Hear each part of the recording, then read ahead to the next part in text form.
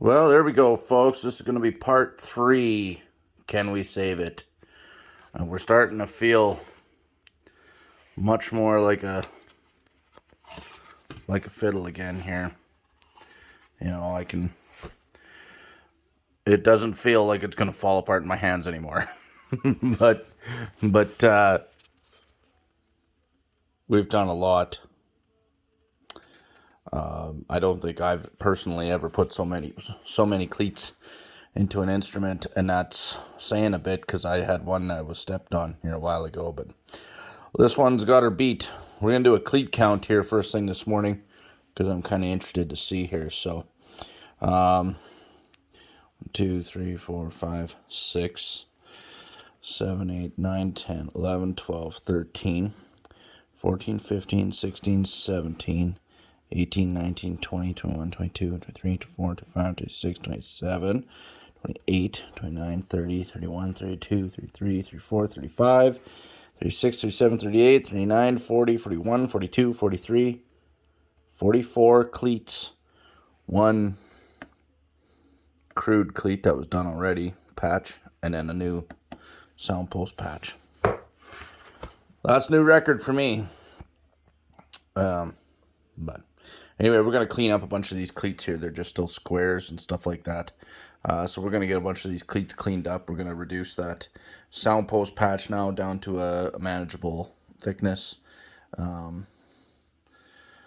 then we're gonna tidy this up a little bit. I think we talked about this in the last part there, where there's just some compromises that I have to make here, and I think that's one of them.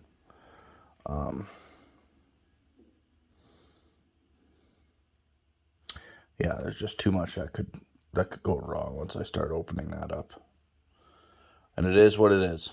At a certain point, in my opinion, and for this customer, they're not a player. They just want it. They just want it not to disintegrate anymore.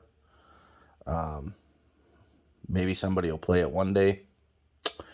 Obviously, somebody felt it was a good enough instrument to put the initial work into saving it. So we're just re-saving it again. Anyway, stay tuned. Hey, well, we're back. And I think we're done under here.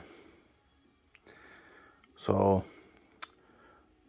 I actually added a little cleat way up in the top here, because there's a crack there that I didn't notice right off the bat. I reduced the mass of this thing a little bit here, tapered the edges out so that at least it's I reduced it as much as I felt comfortable with. All the cleats are on. They've been worked down, sanded down a little bit to kind of their minimal tolerances. The sound post patch, we've got that down. We might do just a little touch more sanding on it there. It's maybe got just a shade of a wave. I'll have to get a little block and sand that flat. Other than that, though, we're ready for reassembly here. So that's phase 364 now. Reassembly. So we'll put the top back onto the back.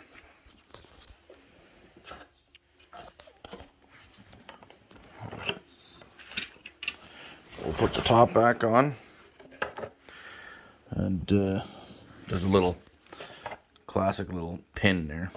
So, of course, there's a hole there, so we're going to try and, reuse that as a lineup pin. I'm going to put that back on. And then we're going to make sure that we get the neck angle appropriate for the right type of projection. We're just gonna keep plugging away on it. We're hoping I'm gonna get the top glued back on her here, and I'll just dry fit it a little bit so that I can see if we're gonna get the proper neck projection just the way it is, or if I am gonna indeed need to make a little shim, because I really don't know. This has all been monkeyed around with in the past as well. So there's, multiple grafts. And now I've kind of leveled it out at the top there. So look at that. There's a dovetail, which is pretty cool and shows a level of craftsmanship for sure that went into the work on this instrument at some point. So somebody knew what they were doing. You know, that's had a break in it, which we knew about, but it's solid, so we're not touching it.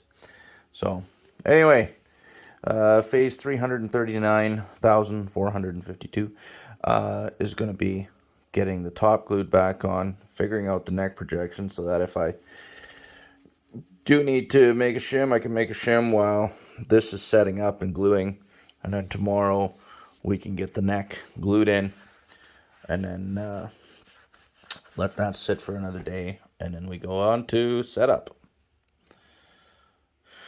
Yeah, I think that's it. Cheers.